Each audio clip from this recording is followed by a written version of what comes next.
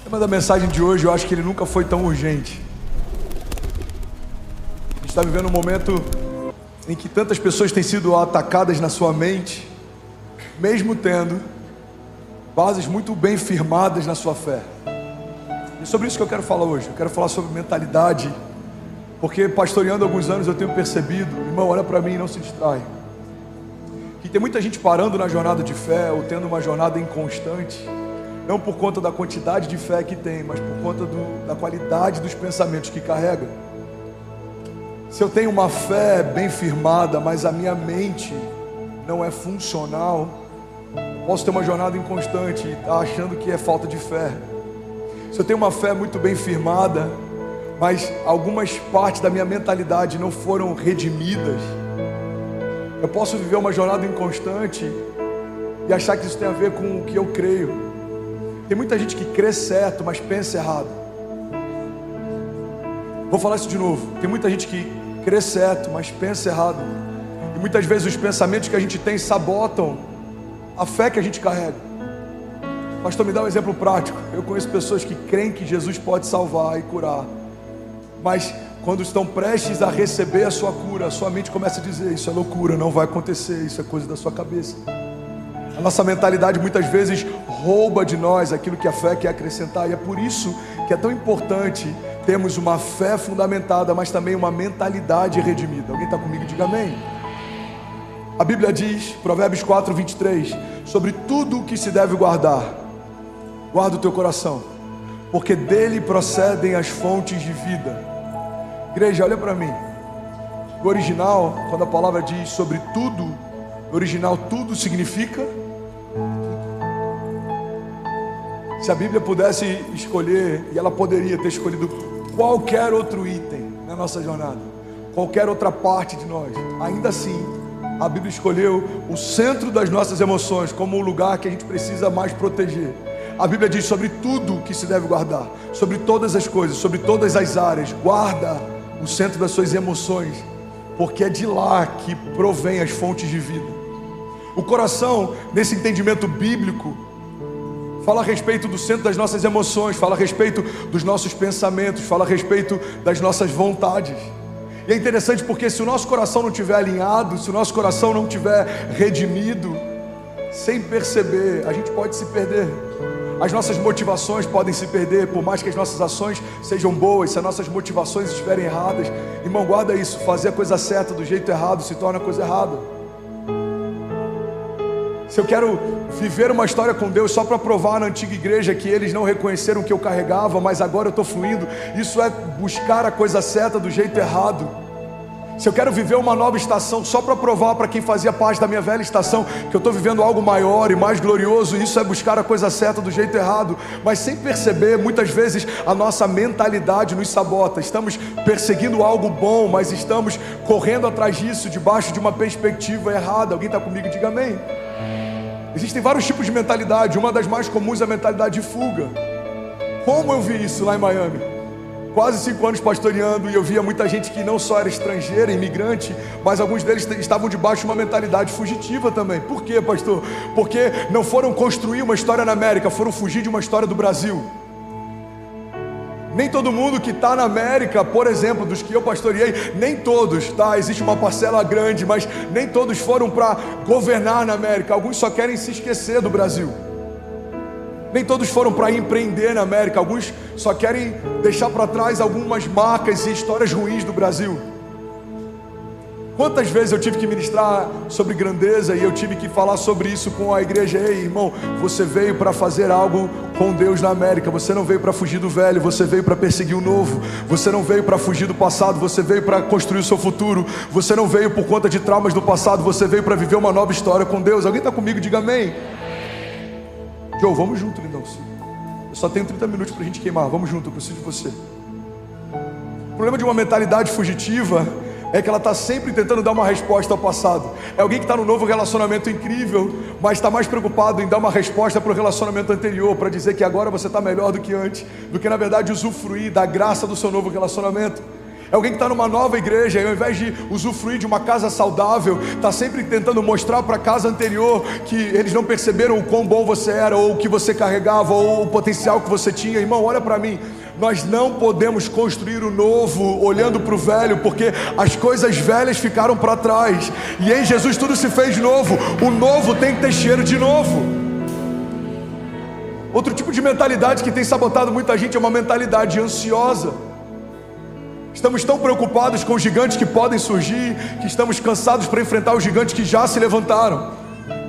Tem gente que está tão preocupado com o gigante que vai enfrentar na quarta-feira, com uma reunião importante que tem na quinta-feira, que esqueceu que existem gigantes se levantando para roubar uma palavra de vida que você pode receber exatamente agora, irmão. Existem gigantes que vão se levantar amanhã, mas existem gigantes que já se levantaram hoje. Mentalidade ansiosa se consome pelas próximas batalhas, pelos próximos desafios, pela próxima estação. Um dos maiores problemas da ansiedade é que ela sempre coloca a gente num tempo que ainda não existe, e por isso a gente não consegue militar com aquilo que já está acontecendo. Eu lembro de um livro que eu li alguns anos atrás, e o autor dizia mais ou menos assim: o problema da gente viver sempre com uma expectativa para o futuro é que quando aquilo que um dia era futuro se torna presente, vai encontrar a gente ausente, esperando o próximo futuro chegar. Tem gente que sonhava com uma estação que já está vivendo, mas nem consegue usufruir, porque já está sonhando com a próxima. Tem gente que sonhava com romper, já está vivendo esse romper, mas nem consegue usufruir, porque já está sonhando com o próximo. Sabe, esse é o tipo de mentalidade que eu preciso controlar o tempo inteiro. Porque a gente está vivendo um romper e a nossa igreja está com 6 mil pessoas, 8 mil pessoas, 600 pessoas se batizando a cada 2 meses. Mas se eu não vigiar, minha mente já está preocupada com o porquê não temos um espaço para 3 mil crianças ainda. E ele vai ficar pronto, a gente vai inaugurar. E aí a minha mente, ela quer me levar para um lugar que eu já vou me preocupar. Por que não temos um auditório para 6 mil pessoas por culto ainda? E a gente está sempre perseguindo o próximo. Pastor, isso é ruim? Depende. Se a expectativa pelo próximo rouba de você a alegria e a gratidão do que você já está vivendo, você vai sempre viver perseguindo algo que não chega. Existe outro tipo de mentalidade que tem sabotado muita gente, irmão, que é a mentalidade de escassez. A mentalidade de escassez me faz enxergar todo o futuro e as promessas e as possibilidades, não segundo aquilo que Jesus carrega, mas segundo aquilo que eu carrego. Irmão, guarda isso. Sobre toda a promessa que o Senhor me fez, se eu olhasse para mim e procurasse no espelho as respostas para aquele comissionamento, eu me frustraria. Foi assim com cada herói da fé. Deus chama Moisés, Moisés olha para si e ele fala para Deus: Deus, mas quem sou eu? A resposta de Deus para Moisés é: eu estarei com você. Talvez a expectativa de Moisés era que Deus pudesse falar algo bom a respeito dele. Quem sou eu? Moisés, você é o cara, você foi preparado para esse tempo, você foi ensinado para esse tempo, você é forte, você é corajoso. Não é isso que Deus fala. Em outras palavras, é como se Deus falasse: Moisés, eu sei que você não tem o que precisa, mas eu quero te lembrar, eu estarei com você. Mentalidade de escassez, ela olha tudo a partir de uma perspectiva de falta.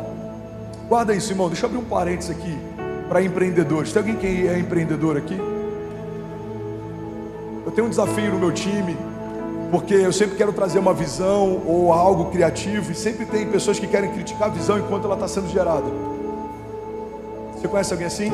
Você nem começou a sonhar, alguém já está dizendo que é impossível fazer.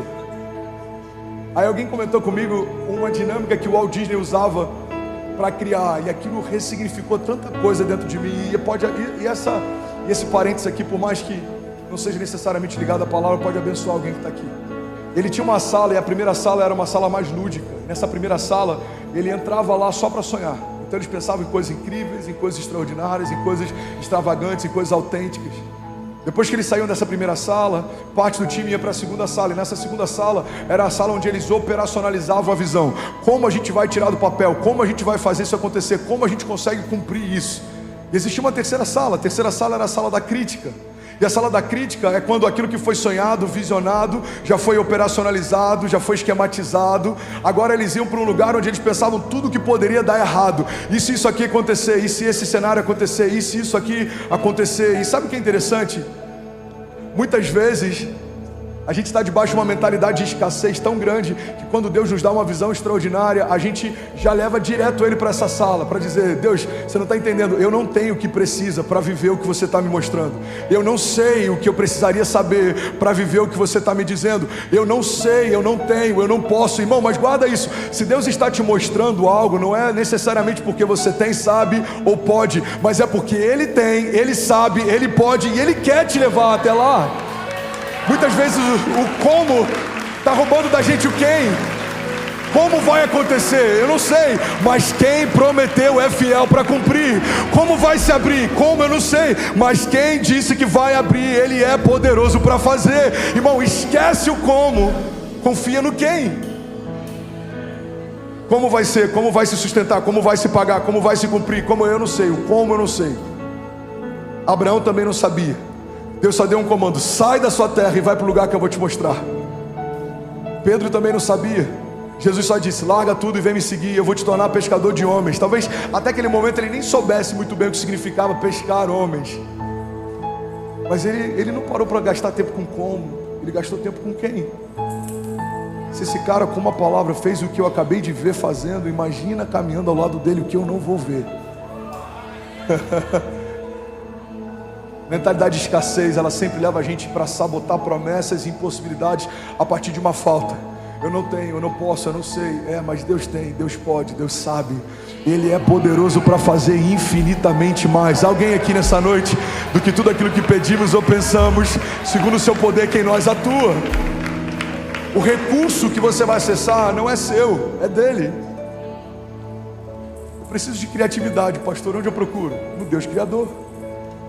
O poder criativo de Deus fez tudo que existe quando nada existia. João diz: no princípio Ele era o Verbo estava com Deus, o Verbo era Deus, e todas as coisas foram feitas por meio dele. Sem Ele nada do que foi feito se fez. Pastor, eu preciso de recurso financeiro. Onde eu procuro? No provedor. Ele é o dono do ouro e da prata, Ele é Jeová Jireh, o Deus da provisão. Todo metal precioso perseguido pela criação ao longo de todos os séculos foi enterrado por Ele lá. Ele criou tudo que existe quando nada existia. Pastor, eu preciso de sabedoria, eu tenho que tomar algumas decisões. Para quem eu peço? Para Deus? A Bíblia diz: aqueles que desejam sabedoria peçam a Deus, porque Ele dá livremente àqueles que pedem. Eu preciso de proteção, pastor. Os dias são maus, eu estou sendo perseguido. Em quem eu busco? Deus. O Senhor é a minha fortaleza, meu refúgio, socorro presente na hora da angústia. O Senhor é meu bom pastor, de nada eu terei falta.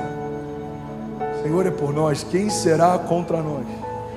Deixa eu voltar para cá que eu tenho só 20 minutos para terminar. Alguém está comigo? Diga amém.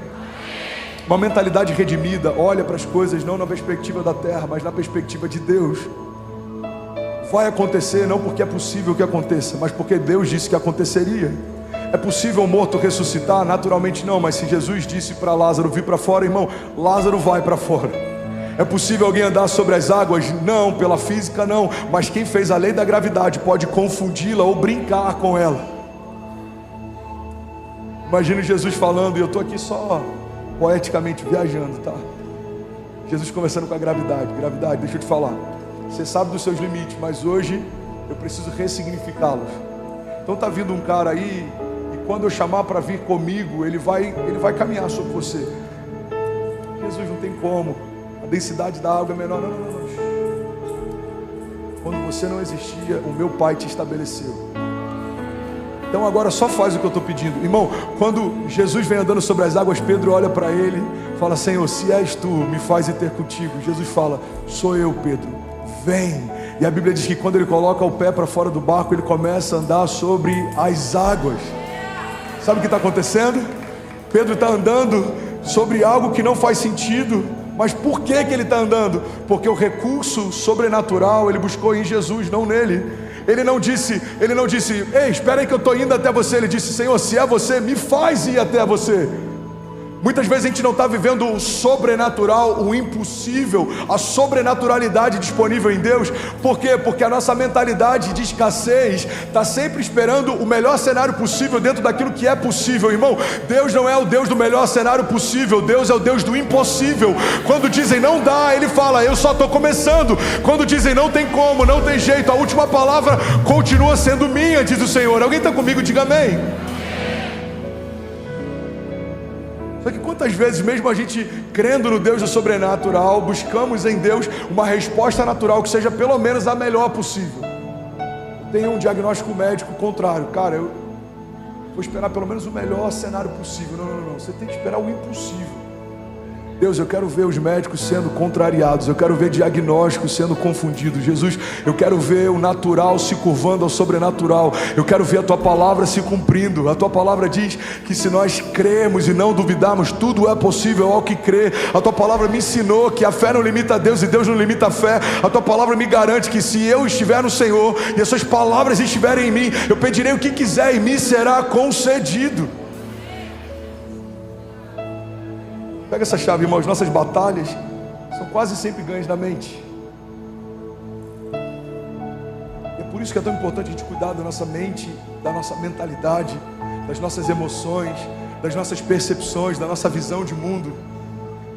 Porque às vezes a nossa fé até está alinhada, mas a nossa mentalidade pode sabotar a gente.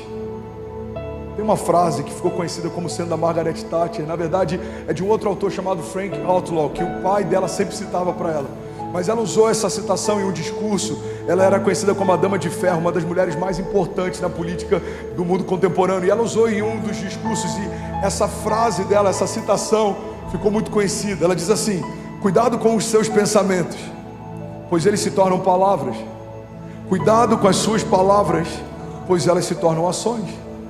Cuidado com as suas ações, pois elas se tornam hábitos. Cuidado com os seus hábitos, pois ele se torna o seu caráter. Cuidado com o seu caráter, pois ele se torna o seu destino. Você percebe que o nosso destino é uma expressão de uma cadeia de situações que começa nos nossos pensamentos. O que eu penso modela o que eu falo determina o que eu faço constrói os hábitos que eu tenho, eles definem o caráter que eu carrego aponta para o meu destino. E é por isso, irmão, que é tão importante a gente viver o que a palavra fala de metanoia. A Bíblia chega ao ponto de dizer que para vivermos a vontade de Deus é necessário, é uma condicional, que a nossa mentalidade seja transformada. A Bíblia diz: transformai-vos pela renovação do vosso entendimento, para que possam experimentar a boa, agradável e perfeita vontade de Deus. Alguém está comigo? Diga amém. Vocês estão recebendo de verdade? Sem uma mente redimida, transformada, é impossível viver a plenitude. A gente pode até viver algumas facetas daquilo que Deus tem, a gente pode viver até a parcialidade daquilo que o Evangelho é, mas para viver uma vida plena e para acessar o Evangelho pleno, é necessário que a minha mentalidade seja redimida. A gente lê uma frase como essa da Margaret Thatcher, do Frank Outlaw, tanto faz, e é interessante, mas a Bíblia já falava sobre isso séculos antes. A Bíblia diz em Provérbios 23:7: assim como você pensa na sua alma, assim você é. E é por isso que eu preciso ter o meu pensamento, a minha mentalidade redimida.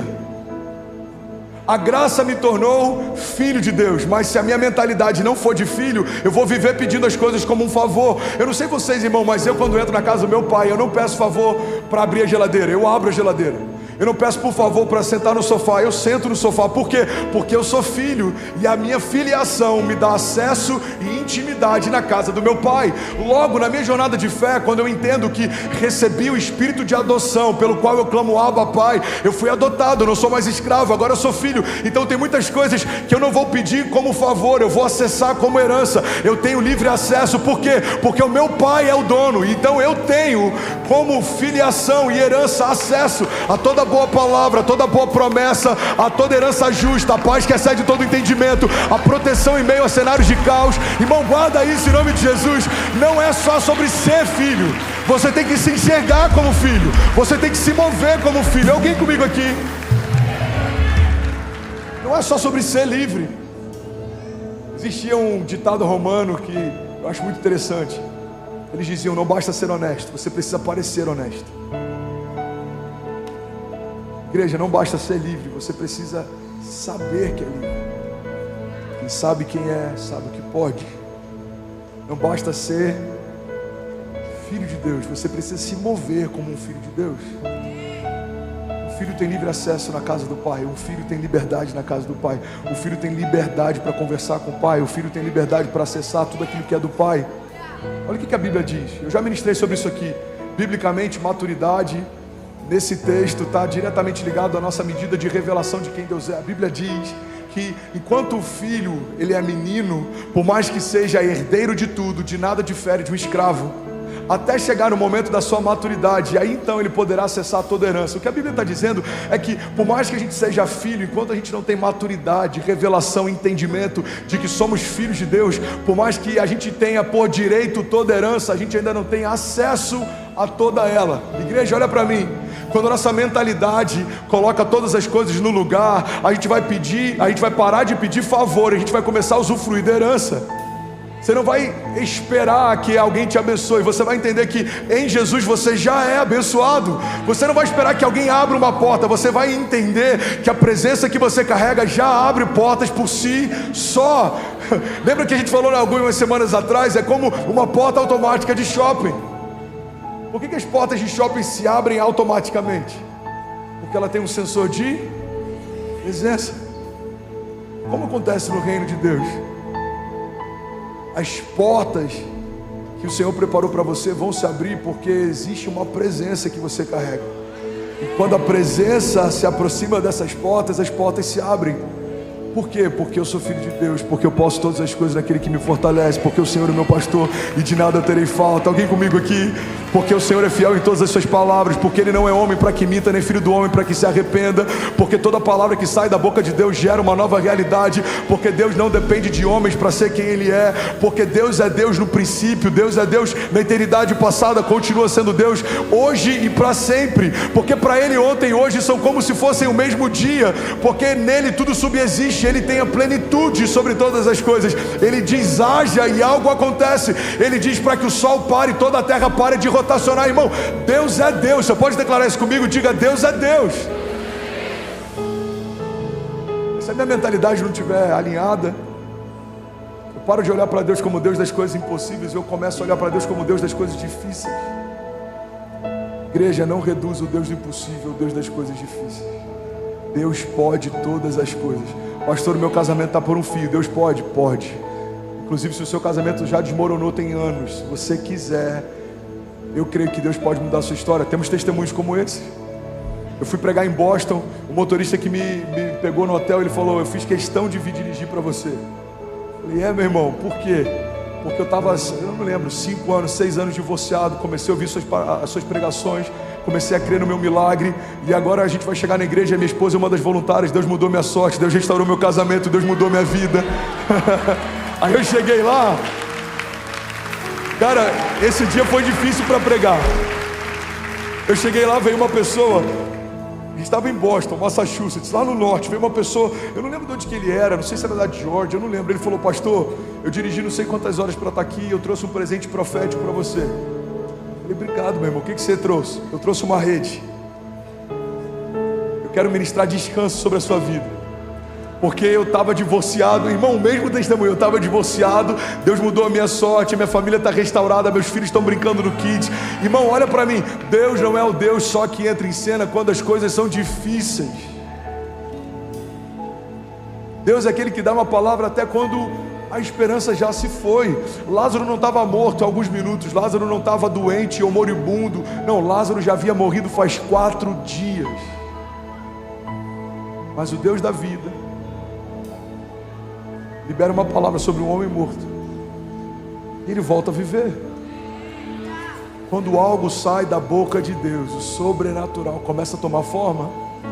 Mas a gente tem que ter essa mentalidade, precisamos pensar no sobrenatural. Irmão, olha para mim, os seus passos sempre vão na direção dos seus pensamentos mais fortes. Tem gente que fala sobre problema o dia inteiro, mas não consegue gastar meia hora falando sobre milagre. Se você pensa milagre, você fala milagre, você vive milagre. Se você pensa promessa, você fala sobre a promessa, você vive promessa. Se você pensa em romper, você fala sobre romper, você vai romper.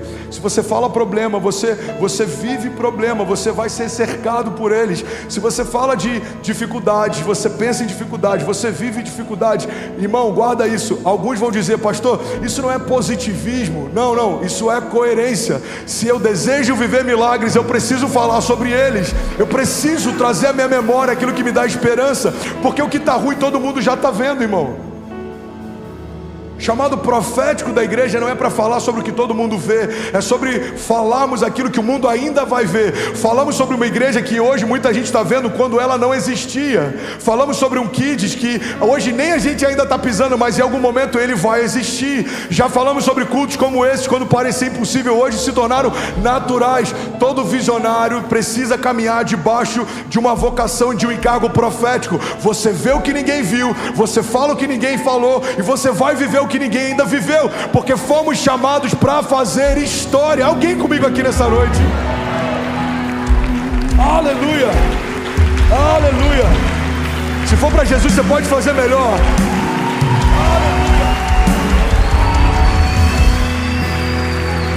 Aleluia.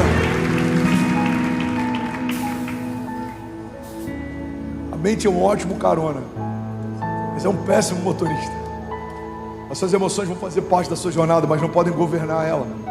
As suas emoções, os seus sentimentos vão fazer parte da sua jornada, mas não podem ser quem lidera ela. Tem uma frase do Bill Johnson que eu amo. Ele diz que a fé não significa negligenciar o problema, significa não dar a ele um lugar de influência. A fé não significa que eu vou fingir que o câncer não é câncer, que o boleto não é boleto, que a dívida não é dívida, que o gigante não é gigante. Isso não é fé, isso é loucura. A fé não é fingir que o problema não existe. A fé é se mover por uma realidade acima do problema. Não é sobre criar uma realidade paralela, é sobre se mover debaixo de uma realidade superior. O câncer existe, mas existe uma palavra de Deus que está acima do câncer. O problema existe, mas existe uma promessa de Deus que está acima do problema. Os gigantes existem, mas existe uma proteção de Deus que está acima do gigante. Irmão, precisamos ter uma mentalidade dos céus, falarmos sobre as realidades dos céus, confessarmos as realidades dos céus, e assim viveremos as realidades dos céus. Alguém está comigo? Diga amém. Você percebe que alguém que está em crise no casamento já se imagina divorciado?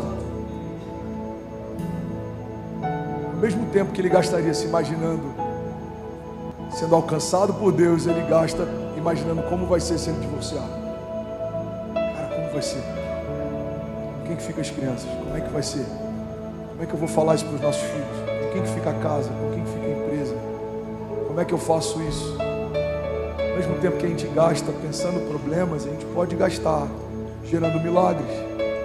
Cara, eu creio, Deus vai mudar a nossa sorte, Deus vai entrar com providência, Deus vai dar algum escape, Deus vai dar alguma estratégia, Deus envia pessoas certas, nos envolve de pessoas com conselhos de sabedoria. Pai, eu não tenho mais o que fazer, eu estou exausto, mas o Senhor pode mudar a minha sorte. Jesus envia conselheiros. Pai, muda o coração da minha esposa, muda o meu coração, muda a nossa mentalidade, derrama um bálsamo sobre a nossa mente cansada. Jesus faz o sobrenatural acontecer. O Senhor é o Deus da segunda chance, nos dá uma segunda chance, poupa os nossos filhos. Você percebe? O mesmo tempo que a gente gasta imaginando o pior cenário, a gente pode gastar gerando o próximo milagre. Toda pessoa que tem pensamentos de morte, ela já imaginou como seria se ela colocasse um ponto final na sua vida. Todo homem de negócio que está enfrentando dificuldades no seu business já imaginou como seria se ele falisse. Nossa mente funciona assim, olha para mim. Ela cria possíveis cenários e a gente vai imaginando como seria. O problema é que aquilo, abaixa um pouquinho o volume, não, aquilo que parecia uma loucura no início começa a não ser tão surreal depois de um tempo. E é assim que o inferno trabalha muitas vezes, com sugestões. A primeira batalha na mente acontece no Jardim do Éden. Por conta dessa batalha a gente perdeu acesso ao Pai. Guarda isso, irmão. Gênesis fala que a primeira conferência profética, ela acontece entre o Pai, o Filho e o Espírito Santo. No sexto dia, Deus diz assim: façamos então o homem à nossa imagem e semelhança. Mas a Bíblia diz que tempos depois, Eva é tentada pela serpente, e a serpente trabalha com uma sugestão. A serpente não obriga Eva a fazer, a serpente não faz por Eva, mas ela só sugere. Ela diz: olha, se você comer do fruto, você vai ser como Deus é. A loucura que ela já era.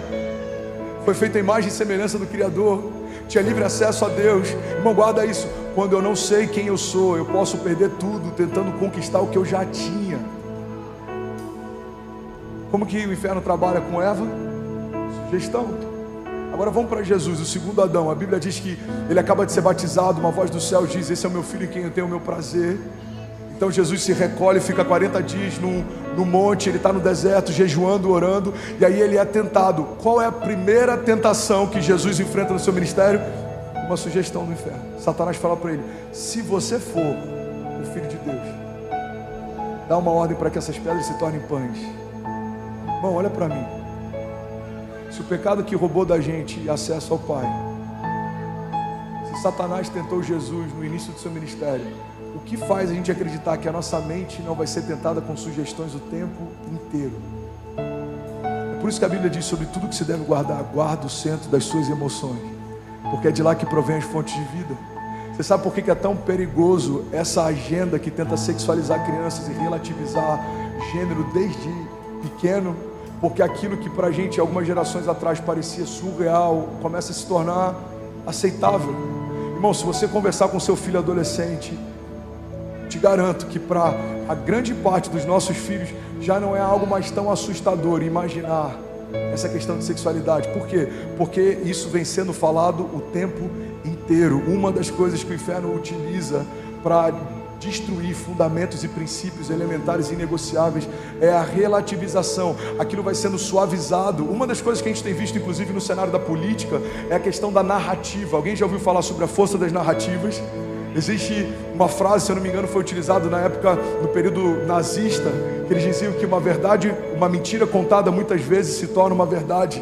Estamos vivendo na geração da pós-verdade. O que é uma pós-verdade? É algo que nunca foi uma verdade, mas a gente começa a tratar como se fosse, de tantas vezes que a gente está ouvindo sobre elas. Irmão, guarda isso em nome de Jesus. Se até Jesus foi tentado por uma sugestão, a gente precisa entender que todos os dias algumas sugestões estão tentando a gente também. Talvez não tenha problema, talvez não seja bem assim, talvez você esteja sendo radical demais, talvez você está se envolvendo demais, talvez você está buscando a Deus demais. São pequenas sugestões que, quando encontram espaço em nós, podem destruir algo glorioso que estava sendo construído há muito tempo. Irmão, olha para mim, a Bíblia diz que João Batista, aquele que foi gerado no ventre estéril de Isabel, a voz que clama no deserto, aquele que preparou o caminho para o ministério de Jesus, a Bíblia diz que João Batista foi preso. E tempos depois, ele manda chamar um dos seus discípulos, e ele fala: olha, pergunta para Jesus se de fato ele é o Messias que nós esperávamos, porque eu estou tendo algumas dúvidas se de fato ele é o Messias que dizia ser. Alguém já leu sobre isso? Alguém já ouviu sobre isso? Irmão, que loucura é essa? A voz que clama no deserto, o homem que prepara o caminho para o Messias, aquele que não queria desatar a sandália dos pés de Jesus e batiza Jesus nas águas, agora está em dúvida se de fato ele é o Messias aguardado. Por que, pastor, que isso acontece? Eu vou te explicar o porquê. Porque quando João Batista está preso, as únicas notícias que ele ouve sobre o que Jesus está fazendo são a partir de quem estava do lado de fora. Então os discípulos de João Batista começam a vir para ele dizendo: olha, ele está sentado com pessoas que eu não sei se o Messias sentaria. Ele imagina só, eu estou só viajando aqui, ok? Só parafraseando. João, você não está entendendo. Ele passou por Zaqueu e ele disse que ele queria jantar na casa de Zaqueu. Esses dias uma mulher que era uma prostituta se lançou aos pés de Jesus, começou a beijar os pés dele. Jesus, você não tem noção, ele está andando com cobradores de impostos, inclusive chamou um deles para ser seu discípulo. Jesus, ele está andando com pessoas que você, João, ele está andando com pessoas que você jamais andaria. Irmão, guarda isso. Uma convicção gerada desde o ventre de João começa a ser colocada em xeque por conta dos ruídos ao seu redor. João Batista, aquele que preparou o caminho para o Messias, chega ao ponto de ter dúvida se de fato Jesus era quem dizia ser. Irmão, se João Batista, por conta dos ruídos ao seu redor, começa a questionar uma convicção desde o ventre, não se iluda. Os ruídos de quem está ao teu redor podem roubar de você o seu destino profético. Guarda essa chave. Não dê acesso a quem não te dá destino. Quando você filtra quem você ouve, você filtra o que você vive. Você quer viver milagres? Ouça pessoas que falam sobre milagres. Caminhe ao lado de pessoas que vivem milagres. Se for para Jesus, você pode fazer melhor, irmão. Você quer viver romper? Caminhe ao lado de pessoas que estão rompendo. Ouça histórias a respeito de romper. Você quer viver avivamento? Estude sobre avivamento. Ouça histórias sobre avivamento. Irmão, você precisa se cercar e construir um ambiente tão encharcado daquilo que você deseja viver, que não haverá espaço para pessoas roubarem de você uma firme convicção. gente tem que selecionar muito bem quem ouve, porque quando eu seleciono o que eu ouço, eu defino o que eu vivo. Não esquece disso, irmão. A mente é um ótimo carona, mas ele é um péssimo motorista. 1 Coríntios 1:20 diz: onde está o sábio? Onde está o erudito? Onde está o questionador desta era? Acaso não tornou Deus louca a sabedoria desse mundo? Visto que na sabedoria de Deus o mundo não o conheceu por meio da sabedoria humana, agradou a Deus salvar aqueles que creem por meio da loucura da pregação. Os judeus pedem sinais miraculosos e os gregos procuram sabedoria. Nós, porém, pregamos a Cristo crucificado, o qual de fato é escândalo para os judeus e é loucura para os gentios. Mas para aqueles que foram chamados, tanto judeus como gregos, Cristo é o poder de Deus e a sabedoria de Deus. Porque a loucura de Deus é mais sábia que a sabedoria humana, e a fraqueza de Deus é mais forte que a força do homem. Irmãos, pensem, eu amo essa passagem, no que vocês eram quando foram chamados. Poucos eram sábios segundo os padrões humanos, poucos eram poderosos, poucos eram de nobre nascimento, mas Deus escolheu as coisas loucas do mundo para envergonhar os sábios, e escolheu as coisas fracas do mundo para envergonhar as fortes. Deus escolheu as coisas mais insignificantes do mundo e as desprezadas e as que nada são, para reduzir a nada as que são, para que ninguém se vanglorie diante dele. Alguém pode dizer glória a Deus por isso? Você pode celebrar Jesus no seu lugar.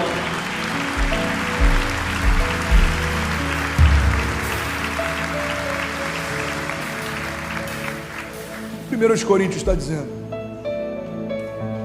se a gente quer viver uma jornada de fé, a gente tem que aceitar a ideia de que toda proposta de Deus vai parecer loucura para o mundo, mas vai acontecer porque é Deus quem está propondo. Então olha para mim, se você quer romper, você precisa aceitar a ideia de que as contas não vão fechar, de que você não vai ver sentido no que Deus está te pedindo para fazer, mas a única segurança que você tem é a essência, a origem de quem está te chamando. Quando Deus chama Noé para construir uma arca, não fazia sentido, ele nunca tinha visto, a chuva nunca tinha vindo. Segundo algumas linhas teológicas, até aquele momento não havia chuva dos céus, porque no jardim havia uma como é que eu vou dizer? Névoa, obrigado, vou usar esse termo, eu tentei não utilizá-lo, mas vai ter que ser. Tinha como se fosse uma névoa do solo, e as gotículas vinham debaixo da terra para nutrir toda a plantação. Então, alguns teólogos acreditam que a primeira vez na história que a chuva entra em cena é durante um dilúvio. Irmão, Deus pede para Noé construir algo que ele nunca tinha construído, por um tempo que ele nunca tinha vivido. Mas por que ele faz? Porque é Deus quem está falando. Abraão ouve de Deus um pedido: sai do lugar que você está confortável, do meio da sua família, e vai para um lugar que eu vou te mostrar, e eu ainda não vou te dizer qual é. Por que ele fez o que fez? Porque era Deus quem estava falando. José é vendido pelos irmãos. Irmão, você tem noção do que alguém da tua família te vender como escravo? José é vendido pelos irmãos, fica anos prisioneiro. Mas por que ele não desistiu de confiar e aguardar pela promessa? Porque era Deus quem estava falando. Você percebe que faz sentido, ao invés da gente gastar tanto tempo questionando o nosso futuro, a gente gastar mais tempo discernindo a fonte das nossas expectativas? Se aquilo que você tem aguardado, irmão, foi uma promessa que saiu da boca de Deus, tenha certeza, quem prometeu é fiel para cumprir. Mas se aquilo que você está aguardando ansiosamente é só uma ideia sua, não tenha tanta certeza se de fato isso vai acontecer. Alguém me perguntou certa vez: pastor, como que eu posso saber a diferença entre insistência e persistência? É simples, tem que saber só se você tem uma palavra. Se você tem uma palavra, você está sendo persistente. Se você está tentando algo sem ter de Deus uma palavra, você está sendo insistente. Noé tinha uma palavra, José tinha uma palavra, Davi tinha uma palavra, Abraão tinha uma palavra, Moisés tinha uma palavra. Irmão, Jesus tinha uma palavra. A Bíblia diz: pela alegria que lhe fora proposta, suportou a vergonha e a dor. Olhem bem para ele. para que vocês não desanimem. A Bíblia fala a respeito de Jesus. Por que Jesus suportou tanta vergonha e humilhação e dor? Porque havia uma alegria proposta. A Bíblia diz que chega um ponto que Jesus fala: Pai, se possível for, afasta de mim esse cálice, mas todavia seja feita a tua vontade, não a minha. O que você precisa, irmão, para não desistir, não esmorecer, não parar, não desanimar? Você só precisa de uma palavra. Eu preguei sobre isso na semana passada, o poder de uma palavra de Deus. Eu queria em nome de Jesus que a gente saísse daqui debaixo desse entendimento. Pai, eu preciso de uma renovação na minha mente, e eu preciso me mover por uma palavra mais do que por qualquer coisa. Eu quero as suas palavras mais do que as propostas, eu quero me mover pelas suas promessas mais do que pelos cenários, eu quero me mover pelo que você fala mais do que pelo que os outros acham. Jesus, eu não me importo mais com o que os outros acham, eu prefiro uma palavra tua do que um bom plano. Jesus, eu não preciso mais de afirmação ou de aprovação. A aprovação dos outros não me move, a rejeição dos outros não me para. Se o Senhor disser que vai acontecer, eu creio, já aconteceu. Se o Senhor disser que vai abrir, eu creio, já se abriu. Se o Senhor disser que vai prover, eu creio, já proveu. Porque basta uma palavra sua e o sobrenatural se torna o meu novo natural. Quando a sua boca fala algo sobrenatural acontece. Salmos 37:30 diz: a boca do justo profere sabedoria, e a sua língua fala conforme a justiça. Ele traz no coração a lei de Deus, e ele não pisará em falso. Eu vou finalizar aqui, eu quero que você guarde isso. Se nós nos movemos por fé, precisamos entender fundamentalmente o que a fé significa. O que é fé, pastor? Fé é pensar o que Deus pensa e falar o que Deus fala. A fé é enxergar o mundo não pela minha perspectiva, mas pela perspectiva dele. A fé é entender que tudo que parece impossível para mim não é impossível para ele. A fé é não me mover mais pela lei da gravidade, mas por uma palavra. A fé é não me mover mais pelos indicativos financeiros do lugar que me cerca, mas por uma palavra. A fé significa que todas as coisas são possíveis àquele que crê. A fé significa pensar o que Deus pensa e falar o que Deus fala. Mas muitas vezes a gente quer viver uma jornada de fé, mas a gente quer se mover por aquilo que a gente acha que é possível. Igreja, olha para mim, o que você acha não vai mudar a tua história, mas aquilo que Deus pensa vai.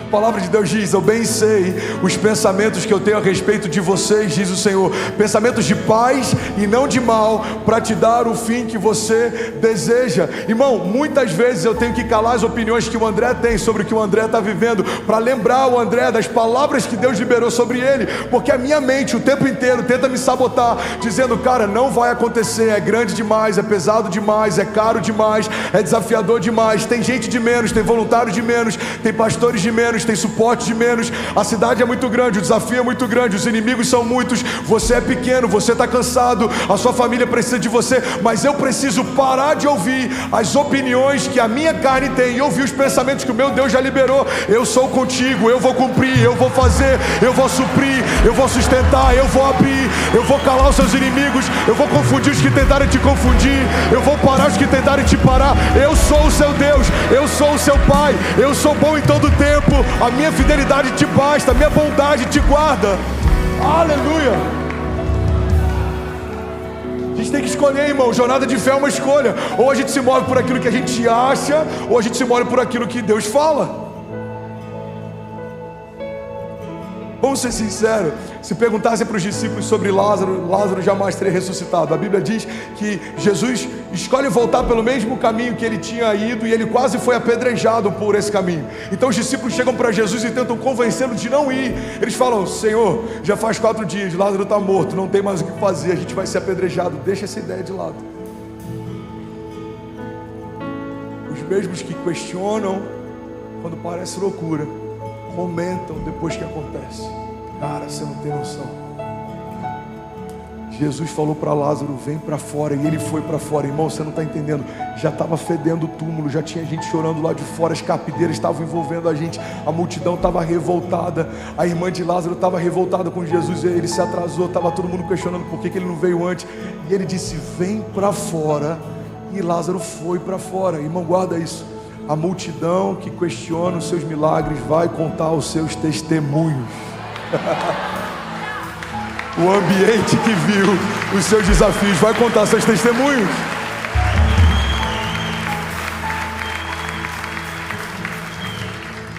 Isso que a gente tem que escolher. Você quer ficar com a opinião dos homens ou com uma palavra de Deus? Você quer ficar com um sentimento ou você quer ficar com uma palavra de Deus? A Bíblia diz: não nos movemos por aquilo que vemos, mas por aquilo que cremos. Quantas vezes, irmão, eu tive que enfrentar desafio que aos meus olhos eu falava: caramba, agora não dá, mas eu preciso fechar os meus olhos. E é por isso que você já deve ter percebido, 90% do tempo que eu estou orando, eu estou de olhos fechados. Eu subo aqui e eu já falo: levanta suas mãos, fecha os teus olhos, porque eu estou louco para fechar os meus também. Eu aprendi no meu secreto que quando os meus olhos naturais se fecham, é como se os meus olhos espirituais se abrissem. Eu esqueço que eu estou no auditório, irmão. Isso aqui não é mais Alphaville, não é mais São Paulo. Agora é um lugar fechado com Deus. E Ele tem liberdade de falar e de fluir, de fazer. A gente esquece que tem uma iluminação controlada por alguém, que tem seguranças ao redor, que a gente está sentado num lugar físico. Por quê? Porque a glória de Deus encheu toda a casa, nada mais importa. O som do céu invadiu o ambiente, nada mais importa. O cheiro de Deus está invadindo todo o ambiente, nada mais importa. Os nossos inimigos permanecem sendo inimigos, os nossos gigantes permanecem sendo grandes, mas o nosso Deus permanece sendo Deus. Não há outro Deus, nunca se ouviu e nunca se viu outro Deus além do nosso, que trabalha para aqueles que nele confiam. Deus é Deus, irmão. Deus é Deus. Mas não dá para discernir um Deus sobrenatural através de olhos naturais. A Bíblia diz que o homem natural discerne as coisas naturais, mas o homem espiritual discerne as coisas espirituais. Declare com autoridade, diga: fé, pensar o que Deus pensa e falar o que Deus fala. Você precisa pensar o que Deus pensa. Seu casamento está em crise, pensa o que Deus pensa sobre o casamento. Seus filhos estão revoltados, é uma fase difícil, pensa no que Deus fala a respeito de filhos. Os meus filhos serão como flechas liberadas sobre as nações, não serão motivo de vergonha. Eles cresceram no caminho do Senhor e não vão se desviar dele. Jesus, eu abençoo os meus filhos para que eles possam ir aonde eu não fui, possam viver o que eu não vivi. Os meus filhos serão maiores que eu, serão mais sábios do que eu, carregarão mais unção do que eu carrego, viverão mais milagres do que eu já vivi. Irmão, você precisa olhar para o teu negócio e pensar o que Deus pensa. Pai, o Senhor é o Deus da provisão. A tua palavra diz que o Senhor é o dono do ouro e da prata. Eu preciso de tão pouco para romper, mas eu não vim aqui te pedir como favor. Eu vim aqui, Pai, acessar a minha herança. Eu sou o teu filho e eu tenho, Pai, liberdade para acessar tudo que eu preciso. A tua palavra diz que o Senhor nunca viu um justo mendigar o pão ou sua descendência passar fome. Jesus, eu acesso hoje a riqueza do tipo de Deus. Eu acesso hoje, Pai, a prosperidade bíblica. Eu recebo hoje uma colheita superabundante.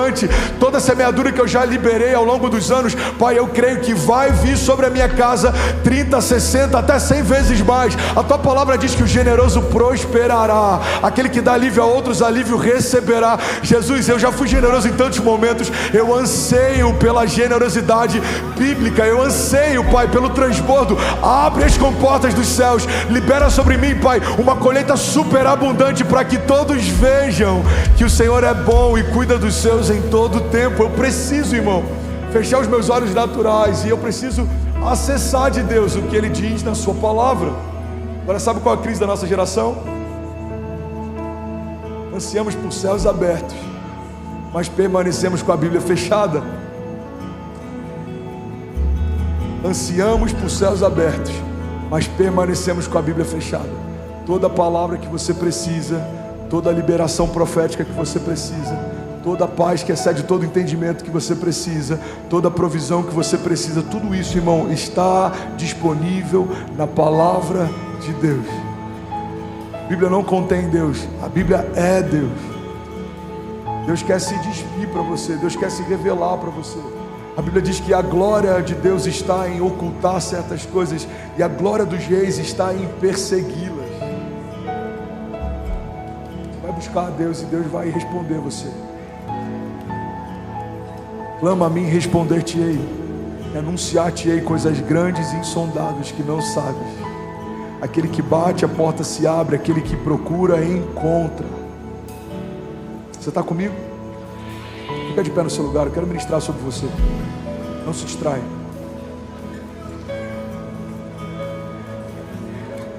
Ainda bem que eu vim, Jesus. Quantos receberam algo de Deus aqui nessa noite? De verdade. Sabe, alguns anos atrás eu estava numa igreja chamada Gateway. Ela fica em Dallas, no Texas. Foi a minha primeira viagem, se eu não me engano, para os Estados Unidos. Eu fui participar de uma conferência de liderança. Olha para mim, não se distrai. Tinha um painel de líderes. Nesse painel estava o pastor dessa igreja. Essa igreja é uma das igrejas mais extraordinárias que existem hoje. E estava lá o pastor da Gateway, se chama Robert Morris. E estava o Craig Rochelle da Life Church. Estava o Brian Houston da Hilson. E tinha mais alguns outros pastores extraordinários de grandes igrejas. Ele falou algo, irmão, que aquilo ali me impactou tanto. E eu queria liberar isso sobre a sua vida. E eu creio que isso vai mudar a vida de alguém aqui. Você está comigo? Diga amém. Ele abriu o coração dele nesse painel e ele disse, sabe, a gente começou a viver um romper tão grande na igreja. Era tão grande dali, era tão rápido, era tão avassalador, que aquilo começou a me assustar. E aí, pastor, ele disse que ele começou a olhar para aquilo e ele começou a ter, não só temor, mas ele começou a ter medo. Era grande demais. E aí um dia no secreto dele ele falou, Deus, isso é grande demais para mim. E aí ele diz que Deus respondeu para ele, filho, sempre foi grande demais, mas sempre fui eu quem fiz. Guarda isso, irmão. Tudo que é de Deus para a gente sempre é grande demais para a gente, mas é sempre Ele quem faz. Talvez você está vivendo um desafio, talvez seja o seu desafio que parece grande demais. Você vai dizer para Deus, Deus, esse gigante é grande demais. Ele vai te responder nessa noite, filho, sempre foi grande demais, mas sempre fui eu quem lutei por você. Deus, as afrontas são grandes demais, o inimigo está me cercando de todos os lados, ele está tentando me parar. Filho, as afrontas sempre foram grandes demais, mas sempre fui eu quem poupei você. A mentalidade, irmão, do tipo de Deus, entende que assim como os desafios e tudo que a gente enfrenta, a gente precisa apresentar para Deus. A gente entende que toda a glória do que a gente vai viver também é dele. Deus, essa igreja é sua e a glória é tua. Jesus, esses inimigos que me cercam não são meus e a proteção vai vir do Senhor. Jesus, toda palavra contrária está vindo para tentar me parar, porque eu sou o seu filho. O inferno sabe o quanto você me ama, por isso eu te peço, me guarda, porque eu não sei, eu não posso, eu não consigo, mas o Senhor sabe, o Senhor pode, o Senhor consegue. A minha confiança está no Senhor, a minha dependência vem do Senhor, a minha provisão vem do Senhor. Toda palavra que o Senhor me deu até hoje é o que me sustentou no dia mal. Jesus, tudo que eu tenho foi o Senhor quem me deu, tudo que é bom e eu carrego foi o Senhor quem me deu. Eu amo porque o Senhor me amou primeiro. Eu tenho fé porque a minha fé veio por ouvir a palavra que sai da sua boca. Jesus, eu tenho ousadia porque o Senhor me tornou ousado. Eu caminho em coragem porque o Senhor me deu porção de coragem para enfrentar. A tua palavra diz que os ímpios fogem sem que haja ninguém a persegui-los, mas os justos são ousados como um leão. Jesus, eu descanso em paz, porque o Senhor tem para mim a paz que excede todo entendimento. Eu posso não entender como vai ser, eu posso não entender qual é o final da história, mas eu sei que o meu Pai é um bom pastor e de nada eu terei falta. Podem 1000 cair ao meu lado, 10.000 à minha direita, mas eu não serei atingido. A tua vara, o teu cajado me consolam, me guardam, um lugar seguro o Senhor preparou para mim e para minha casa. Mesmo que os ventos sejam fortes, nós não vamos sucumbir. Construir os fundamentos da nossa casa sobre uma rocha inabalável. O Senhor é por nós, quem será contra nós? É o Senhor quem age em nosso favor, quem impedirá o seu agir? Levante suas mãos, feche seus olhos.